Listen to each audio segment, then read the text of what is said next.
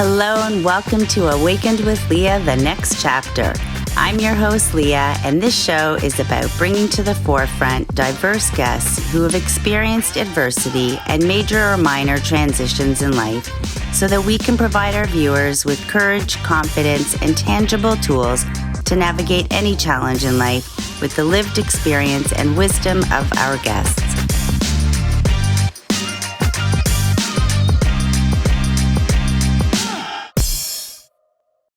Hello, everyone, and welcome to Awakened with Lea, the next chapter.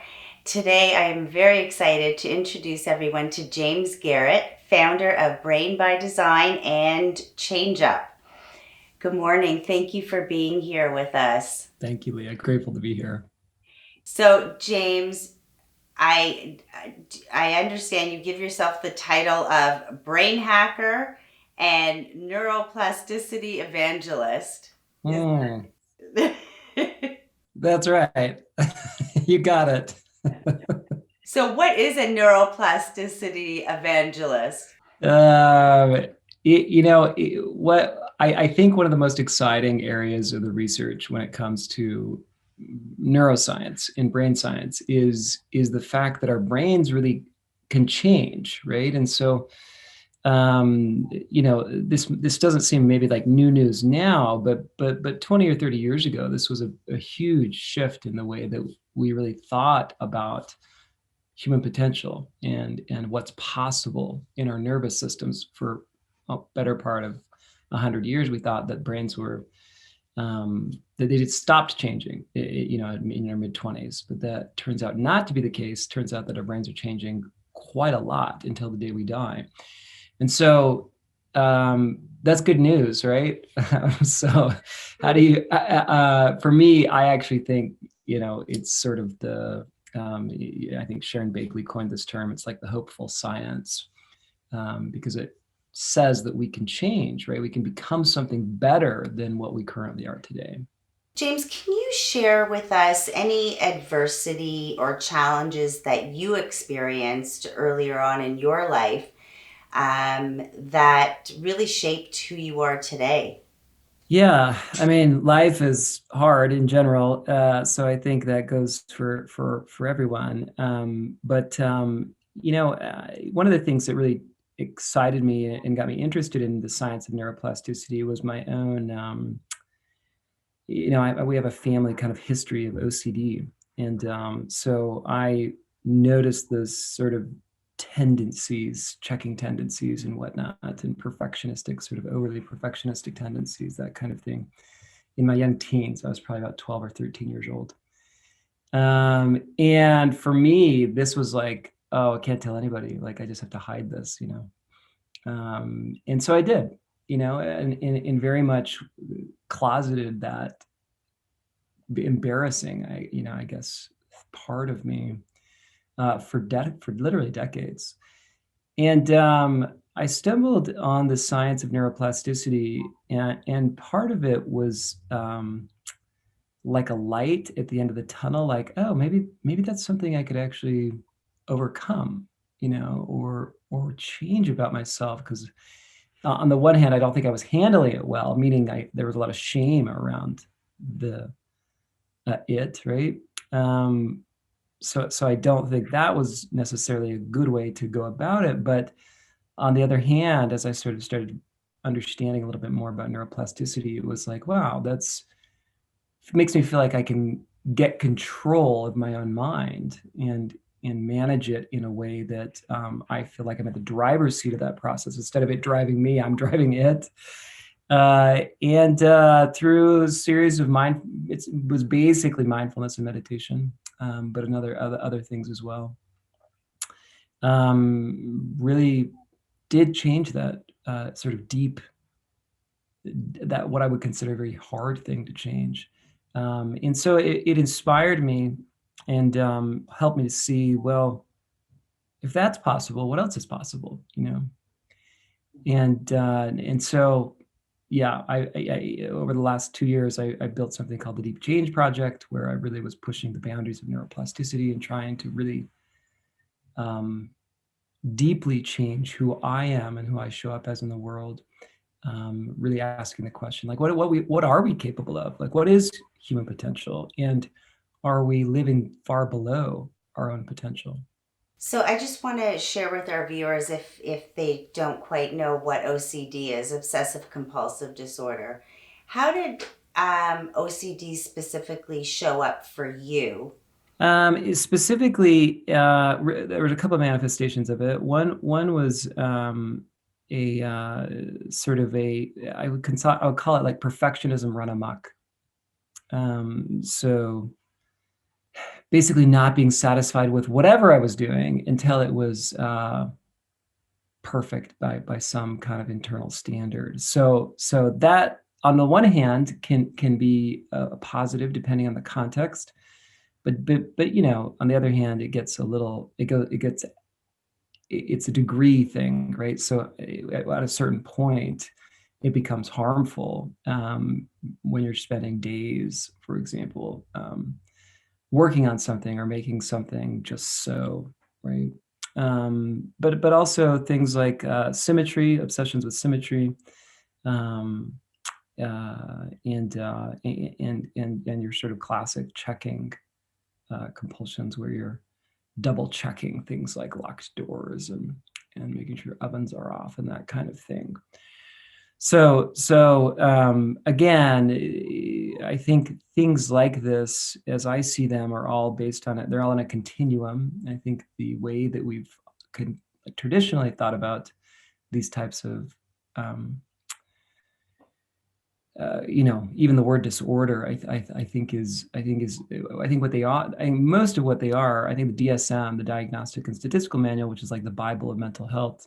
I don't think it's historically done a good job of really accurately describing what these things are. Not to say it hasn't done a good job classifying them, but basically, the model is an either or. Like, you have something or you don't have it. It's like a medical model, very much in the way infectious disease would work, right? So, and it was very much modeled after that, right? So you have a virus or you don't, right? Or something, which in the brain, it's more neural pathways or neural patterns are simply firing in a particular way. And so there's this, I think of them almost like neural tendencies, or neural, certain parts of the brain are stronger, maybe too strong, or maybe bullying other parts of the brain because they're overly dominant, and working back to a place of integration or strengthening a different part of the brain that can then compensate and calm that other part of the brain down. I mean, OCD, for example, is just in the anxiety family. So folks who struggle with something like that, or any of the anxiety disorders, their brain's just running a little bit too hot in the worry circuits. And so there's other brain systems that can calm those worry circuits down. And sure enough, you get a lessening and sometimes a complete elimination of those types of symptoms. Wow, that's very interesting. I actually did not know that OCD is in the anxiety area. So, along with the anxiety and how the OCD played out for you, and the shame around it, what beliefs did you have to shift in order to start to open that pathway for you, to see that there is a way to manage? Yeah, so the beliefs part ran pretty deep. Effectively, so shame is composed of sort of three things. There's usually a self-narrative. There's the emotion itself, which is a sinking emotion. It sort of makes you, literally like make yourself smaller. And then there's the behavior that's associated with an emotion like shame, which is hiding. So the narrative tends to be something like, I'm broken, I'm defective, I'm unlovable, I'm damaged goods, some version of that. For me, it was, I'm defective. That was the self-narrative that just, as a young person, got lodged in kind of the heart of my self-concept, in this heart of my sense of self. And that's a pretty ugly thing to have at the core of your sense of self. And in a lot of my life, I was really running away from that scary idea. It wasn't an idea. What my brain believed was that it was the truth, right? And so brains have this tendency to gravitate toward negative information. Scientists call this a negativity bias. We pay more attention to negative information than positive information. And then we have another system or tendency called our confirmation bias. So brains aren't really good at deciphering truth. What they're really good at is being right. And so you mix together sort of the negativity bias tendency and the confirmation bias tendency. What you tend to get is brains that latch onto a negative piece of information from your often young life, lodge it somewhere in your sense of self, and then go looking for evidence to prove to you that the thing that it lodged in your sense of self is in fact true. It's a terrible problem, and it's why most of us have some version of this, some self-narrative that tends to haunt us that is also negative. Now, it doesn't mean that all of our identity or sense of self is negative. It just means that there tends to be some aspect of it, and again, depending on our upbringing and life experience and the randomness even of life,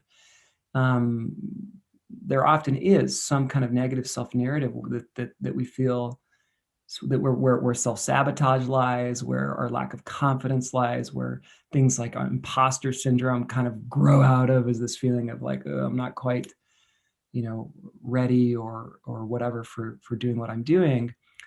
So with the shift, a couple of things I had to realize. One, I was doing two things at the same time. One, I was actually healing the OCD through my own process of meditation and mindfulness primarily.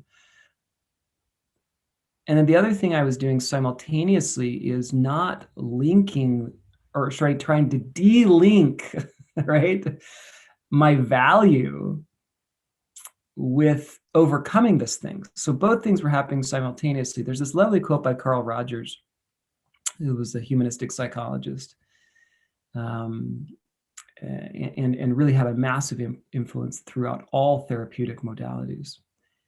And he said, only when I accept myself just as I am, then I can change. Powerful. It's a paradox, right? Because we assume that, he said he actually prefaced it by saying the curious paradox, right, is that only when I accept myself just as I am, then I can change. So it's this strange thing where, as humans, to grow and flourish and develop, it's simultaneously necessary to sort of love ourselves, or come to appreciate and love and care for ourselves in our intrinsic worth as we are, brokenness and all, right? And then from that place of healing or wholeness, we emerge as this sort of moving towards something that we want to become, rather than running away from something we're trying to escape. Yes, absolutely. And the acceptance piece is where it's a beautiful place to be, where we've gotten rid of all those stories we've been telling ourselves for years. So some things that may be, they're a part of our identity. It's not our whole identity. But in order to reach that acceptance place of getting rid of all those stories that we've had for years, we need to be aware that it really does feel real, from a very young age, all the influences that we've had that help us create our beliefs. And we really truly believe that our beliefs are true. And it's like you said, finding the evidence for it. And then we react to situations based on our belief system. And we have that emotional reaction. And then the way we proceed forward in anything that we do is based on that belief. And that's where the acceptance comes, where we try to find evidence that it's not necessarily true. We get rid of those stories. But again, it could be just a part of our identity, not our whole identity. And we don't need to lead by that identity that we were probably given. I mean, we've adopted those beliefs that other people have brought on to us. And I think it's working through those in order to be able to take inspired action from a place where we are emotionally responding to those thoughts as opposed to emotionally reacting. Very, very powerful. I wanted to ask you, how can we rewire our brain? The most important thing is consistency. So let's take the meditation practice that I started working on. This is about 4.5 years ago that I started this. It's not quantity. It's not. I should say, it's not like the quality or length in a given day. It's how frequent you do that over time. So my meditation practice is very, very basic. It's 10 minutes a day with my app, with my Headspace app.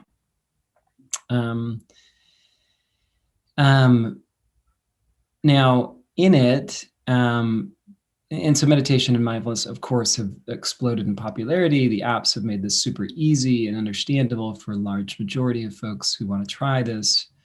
But at the end of the day, the thing that really matters is habitizing the practice that you're doing and doing it relentlessly, consistency, almost making it so there's like a non-option not to do it. And there's ways, psychologists call these forcing functions, ways to get yourself to do it even when you don't want to do it. We need those secrets. Say it one more time. We need those secrets when you don't want to do it.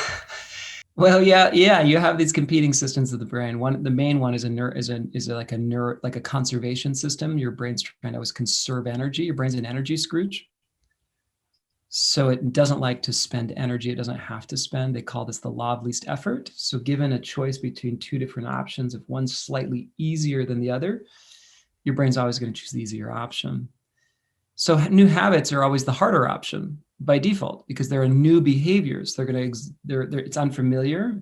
It's generally something hard, like exercise is another good example. Sleeping in is way easier than going for a run in the morning. So brains always prefer that. You're directly against the grain of your own brain when you're trying to form a new habit. You're going against that very deep energy Scrooge feature or phenomenon of the brain. So how do you outsmart that system of the brain? You compete with it with another system of the brain, like the social system. So it's the reason that like having a workout buddy works so well is because we're actually more socially sensitive than we are energy conservation sensitive. Meaning that if somebody shows up at our house, this is obviously times of COVID, so it's probably more over Zoom or whatever, but you have this expectation that somebody's waiting on you, and vice versa. You're waiting on them. Both of you it's a forcing. It forces you to do the thing you want to do, because you don't want to disappoint them. You don't want to let them down. You're also managing your own reputation in relation to them, all that kind of stuff. So that would be an example of a social forcing function. But another forcing function would be like a digital forcing function. So, a lot of us have digital distraction habits in the afternoon or evenings where we get tired and we start craving surfing our phone or news checking or whatever.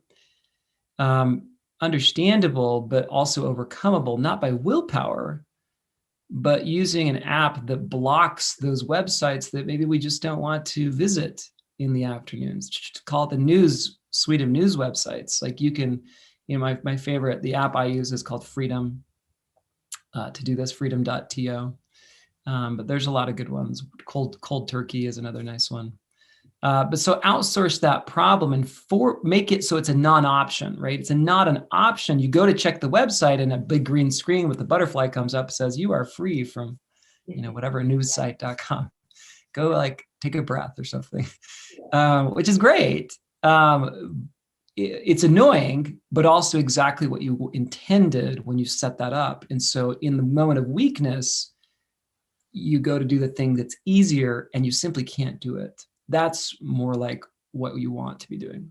Yeah, and you just made a very good point with the word intending. So it starts with the intention of why we are doing what we're doing, what we are trying to rewire our brain. It's back to the why, making the intention. This is why I want to make the change. This is why I want to create a new habit. So it's checking in first with what's the intention behind what we're choosing to do. And then we have all these recommendations that you just made in order to implement it. So we need to check in with that intention first. Yeah, absolutely. Absolutely. So let's say that we don't have a buddy system. Would you say at first start with the apps in order to take those baby steps to make a change? Yeah. So if the big goal is to make it a habit, what you want to do is get good at understanding the basic mechanisms of habits. So far and away, the best book on habits currently out there right now is Atomic Habits by James Clear.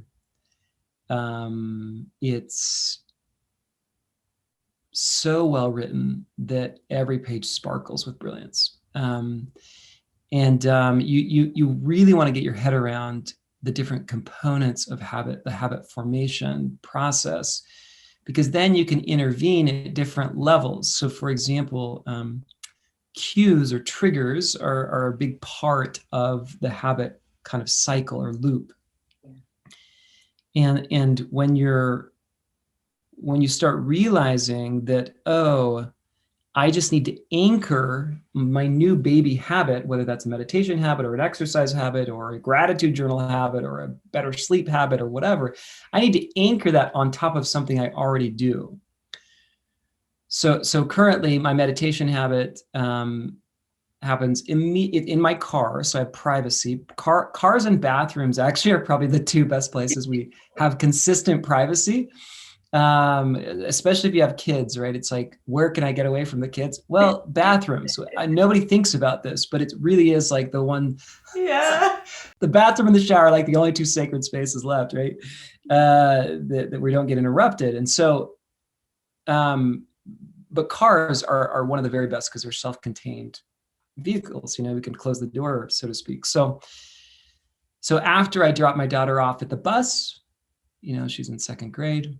Then I go back to my car, I stick in my earbuds and immediately start my meditation for the morning. Do the meditation in the parking lot. There's no, whether there's people around or not, I've over time conditioned my mind to just let that go. I don't care if other people are watching me. In the beginning, that's a little bit awkward to be closing your eyes with your earbuds in. People maybe don't know what you're doing, that sort of thing. But over time, that's one of the beauties of meditation is you're really trying to train your brain to just essentially stop caring, right? What other people think. What's your favorite meditation that you do use in the morning? I use so in the Headspace app, there's a daily meditation where it varies in terms of the kind of basic message, little nugget of a message. That's the one I use. I found that having just a little bit of variety every day is interesting enough to keep my brain. It's both what you're trying to marry with habits is consistency and novelty, which are a tricky combination. Overall, the main principle is consistency. What you want to do is when and where you do this thing, you want it to be the same every single time. However, the way that you do it, or in the case of meditation, it's the fact that you're meditating every morning. That's this consistency. Now, you can vary up what the content of that meditation is. That keeps it a little bit novel. It's the same with my reading habits. So reading is my favorite thing in the world, but I do the same seemingly boring X number of pages every single day. But because I'm going through so many books, I'm going through books quite rapidly. The content is novel, right? So it's the same behavior, but the content is novel. So where you can marry consistency and novelty together, your brain is like doing fireworks because it's so happy.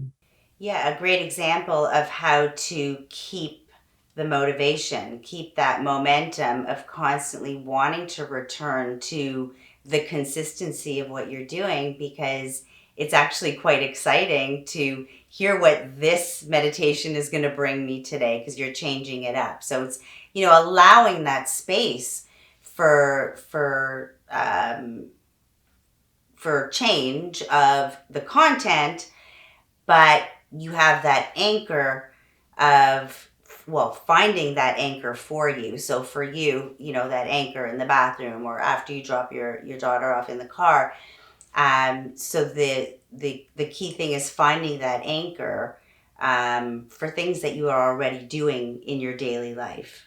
Is that correct? That's exactly right. And think of it, the best way to think of this, it's called habit stacking. So you're just stacking a new baby habit on top of something else, and you're really anchoring it with a sentence. After I blank, then I'll blank. So after I close the door to my car, obviously after I've dropped her off, then I will put in my earbuds and do my 10-minute, meditation. Oh, I love that. After I blank, I will do blank. Like it's a written statement. That's the way you want to set up these. This comes from Peter Gollwitzer's research at NYU. Basically, if you set it up, his original research was around if-then plans, if blank, then blank. But what he found is if you set it up in that way, the likelihood that you'll follow through goes from 33% likelihood that you'll actually do the behavior to 75% likelihood that you'll do the behavior. It more than doubles. They call these implementation intentions. So intentions are great, but you got to know how to set them up in that structure. And if you do it in that way, after I blank, then I'll blank, it dramatically increases the likelihood that you'll actually follow through and do the behavior. And that's a very good point to what we spoke about earlier, but it's great to have the intention, but then what? So you have the intention, but needing to follow through with it. That is a perfect example of what you just said, of how to follow through with it. How long would you say it, from when you started to create a new habit for yourself, how long would you say that it took for that it was automatic, like you were on autopilot, where you didn't even have to think about it?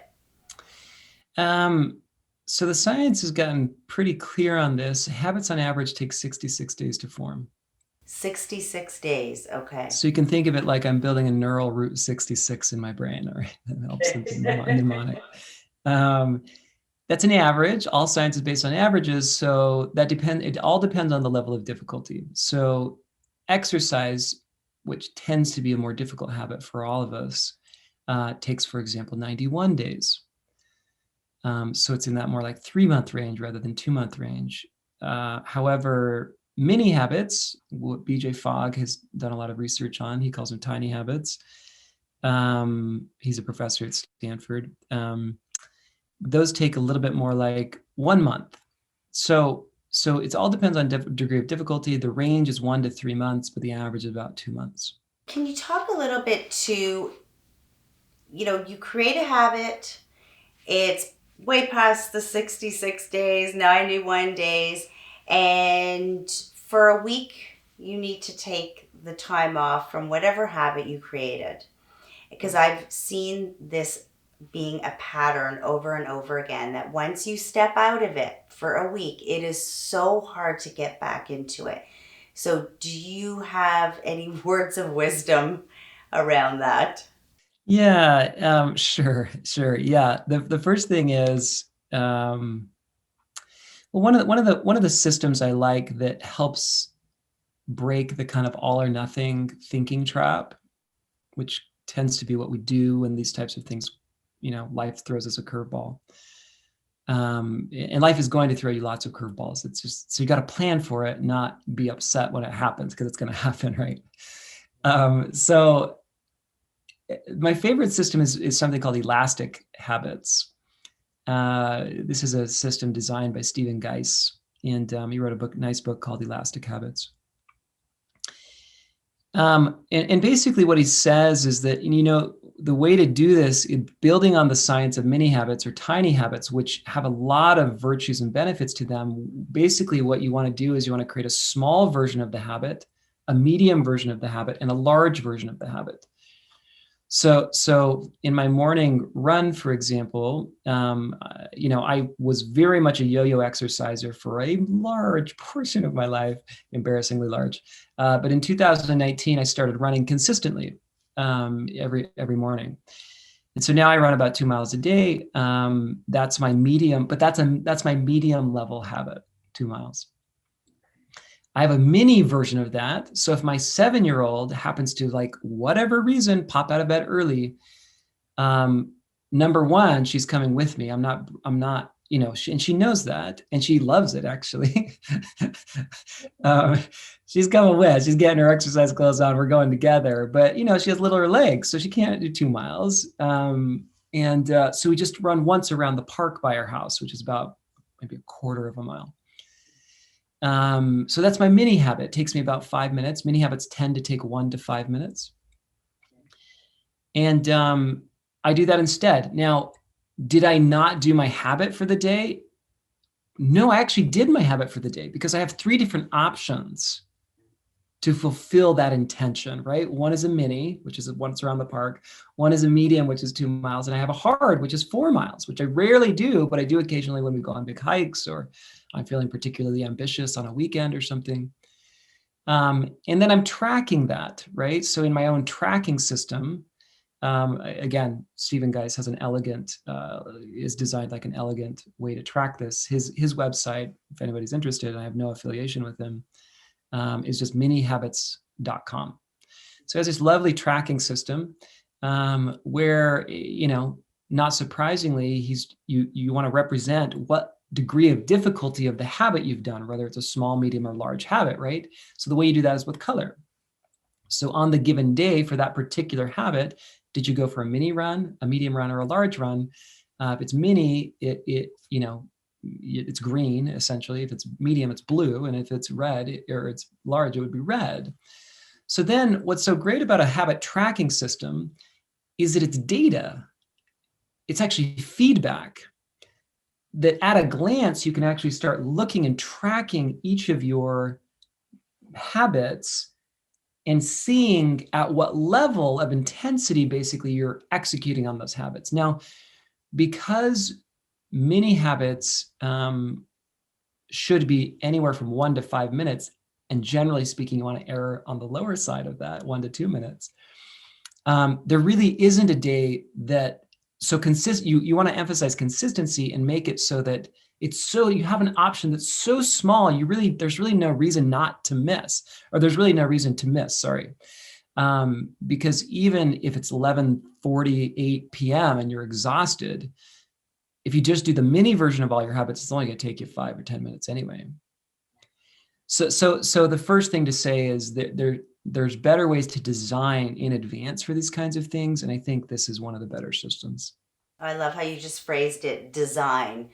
It is about designing. It's not about beating ourselves up for not being able to reach that goal of running 4 miles every single day, or if you made the goal to do it 3 times a week. Because that's what I find we tend to do, is if we didn't reach that goal, we beat ourselves up and we end up going down that rabbit hole, as opposed to designing what could suit for any situation that arises, that we have the ability to design the small, medium, and larger goals at any given time. We have that preparation, but taking it a step further for allowing that into our space where it's okay. Because like you said with the stacking, if you track it and you look back all those mini goals or medium goals that you did that we probably sort of swept to the side as like not acknowledging that they were, you know, even worth writing down that we did it, because that's what our brain is telling us to do. But when we've designed a plan, allowing ourselves to say, look at this, we look back and we're just like, wow, look how much I actually did do. So we validate and acknowledge ourselves through the tracking, but really just allowing ourselves to not go down that path of beating ourselves up if we didn't reach a goal, because we have many different levels of goals to reach, and that's okay. Yeah, it's a much kinder and gentler way to relate to ourselves and our own, way our own change process, basically. And the reality is, it's progress, not perfection, we're after. So this allows us to focus on progress. Something is always better than nothing. And if you're setting yourself up only to focus on where you still lack, you're going to lose motivation. Absolutely. And I always say, taking imperfect action is better than not taking any action, and just one foot in front of the other. But you're helping all of our viewers design habits that are kinder, and that they work with what we already have going on in our life, and we're ready for, we have that backup for circumstances that occur in our daily life, so that we're responding to those circumstances as opposed to reacting to our circumstances. Yeah, no, that's absolutely wonderful. So what would you say would be the most significant lesson that you specifically learned, and what message would you like to share with our viewers? I think the most significant lesson is that you are a work in progress. I know that sounds even cliche to say that, but the neuroscientific evidence of that is mind-blowing. Meaning your deep potential, and I would even say dormant in all of us potential, is so much more than you might suspect. That when you get your head around who we are, Yeah. and what we're capable of becoming, it's truly like earth-shattering, because we really are living, and I would include myself in this, well below what we're capable of becoming. So leaning into that dormant potential, which is knit into our nervous system. It's just the fact that neurons are built to become much, much stronger and more robust and more, working in ways that now may not seem possible because we're in a current moment in our life. We all have this deep, latent potential that is just waiting to be realized if we lean into our own change journeys.